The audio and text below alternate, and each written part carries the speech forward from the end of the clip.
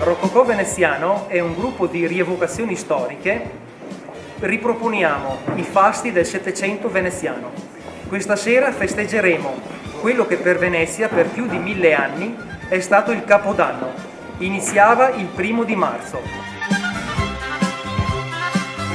Infatti, i mesi, contandoli da marzo, settembre, ottobre, novembre, dicembre, come dice la parola, sono il 7°, l'8°, il 9° e il 10° mese.